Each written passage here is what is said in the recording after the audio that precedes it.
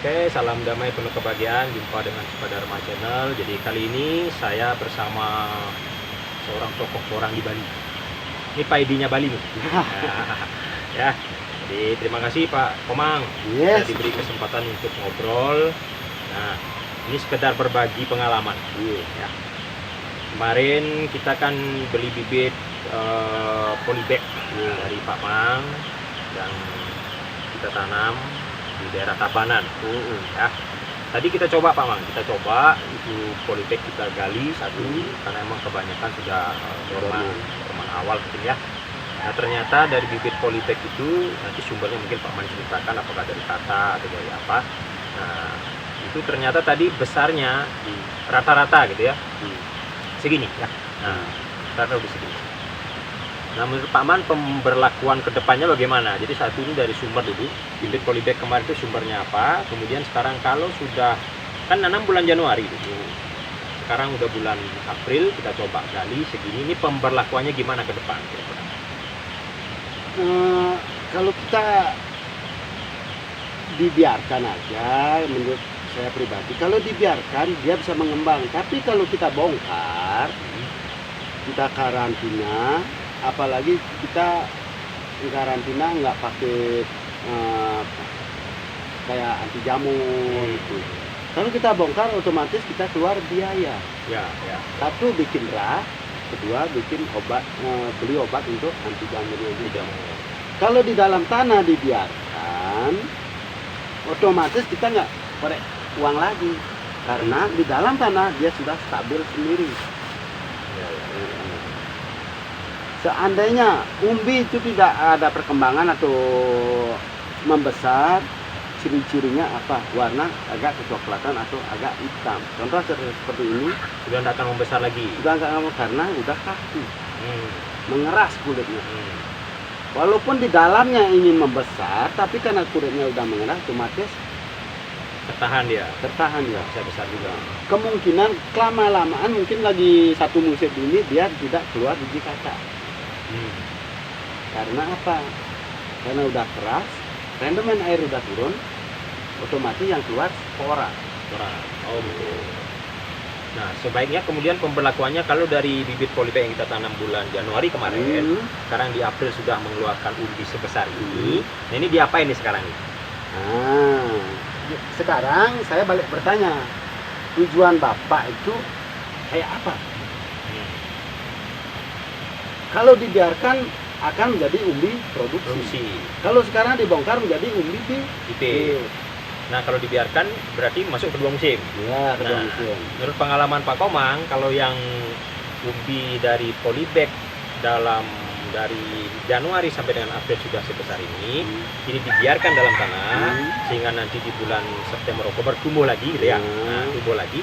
Itu kita tunggu musim berikutnya. Itu sampai berapa besarnya menurut pengalaman Pak Komang? Pengalamannya saya itu kira-kira, tapi tergantung kualitas tanah juga. Kegemburan yang dalam porang itu yang utamanya bukan pupuk, bukan pH tanah, pasti kegemburan tanah.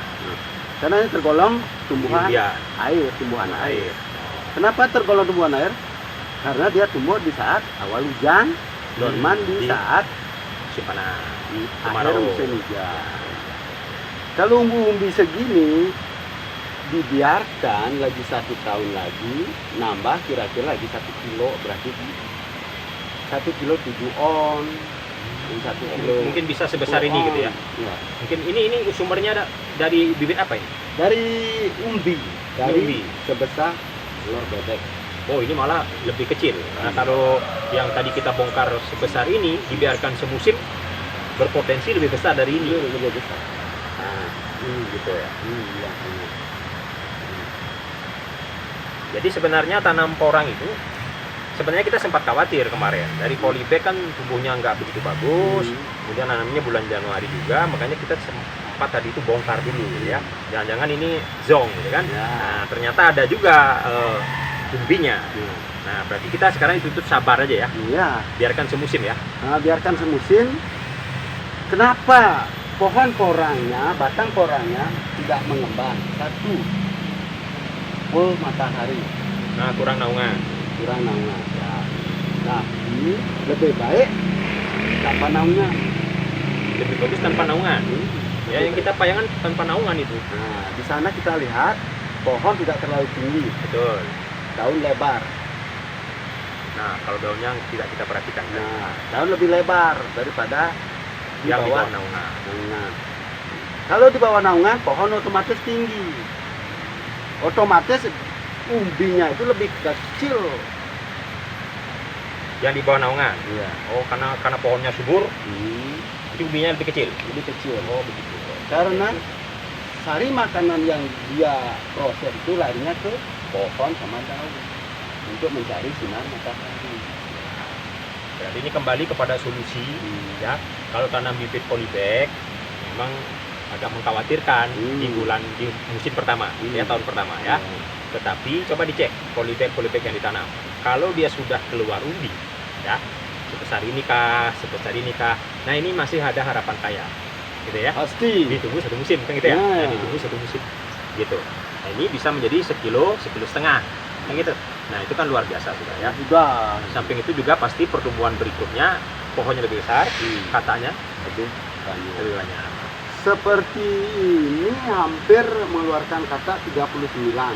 Kalau sebesar ini tanam Hmm. dengan umbi sebesar ini hampir mengeluarkan kata 39. 37 pasti bilangannya ganjil, nggak mungkin genap. Kalau porang itu nggak ada kalimat genap. karena yang ganjilin yang di tengah. Iya. Oh, gitu. Wah, itu hebatnya orang ya.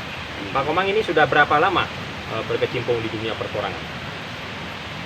Hampir 4 tahun musim sekarang. 4 tahun ya. Nah, luar biasa. Karena rata-rata di Bali kalau tidak salah baru 3 musiman ya yang booming sekarang ini booming sekarang ya. Oke. Jadi sebagai closing, nah, tadi kita sudah ngobrol dengan pakarnya porang di Bali ya. Awalnya Ya. Ini dari kata ditanam kata jarak 15 cm. kata ditanam, ini sudah jadi umbi mini. Iya, Umbi mini. per mini. Nanti dipindah ke polybag. Oh, itu dipindah ke polybag. Awalnya segini. Bayangin belum 1 tahun. Belum, Belum, baru kan? 3-4 bulan malah. Nah, ini Jadi begitu. Oke, jadi begitu teman-teman petani porang. Jadi tidak usah khawatir kalau melihat tanaman porangnya yang dari polybag yang ditanam bulan Januari atau Februari lah gitu ya, itu tidak mengalami kemajuan yang pesat di pertumbuhan. Karena emang harus sabar, berarti Anda disarankan mempanennya di musim kedua. Nah, jadi sabar saja, tidak usah diapa-apain. Kalau dia kelihatan tanahnya kelihatan, umbinya kelihatan kurang tanah, gulutnya diurukin lagi. Ya, jangan sampai akar-akarnya tidak tidak ada berada dalam tanah. Itu penting ya.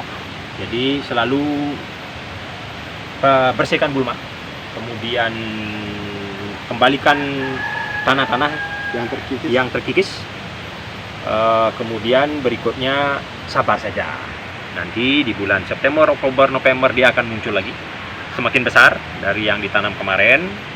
Berikutnya tunggu dorman berikutnya kata akan muncul seperti ini. Nah, katanya seperti itu. Tetapi hati-hati pada saat pemanenan kata ya, jangan sampai memanen kata dipotas atau dipaksa. Nah, kalau seperti ini, nah itu nanti kurang bagus. Dia bisa menjadi jamuran, bisa menjadi busuk ya. Nah, itu. Nah, demikian dulu untuk edisi hari ini. Ya, mudah-mudahan ada manfaatnya. Khusus kita bicara tentang porang dari bibit polybag ya, karena ini kebanyakan saya lihat mengkhawatirkan hidupnya. Kebanyakan. Nah, sebagian besar mengkhawatirkan. Nah, agar kekhawatirannya bisa sedikit terkikis, cobalah digali 1-2. Ada nggak umbinya? Umbi begini, syukur-syukur besar gitu ya. Kayak tadi kita juga gali ada yang 1 kilo loh, ada. Sudah ada. Nah, jadi tetap tenang, tetap pelihara, tunggu 1 musim berikutnya, maka jerih payahnya akan berbuah. Di sana baru dipanen. Ya, demikian dulu. Salam sukses petani porang Bali dari Sukadharma Aceh. Terima kasih Pak Komang ya untuk informasinya.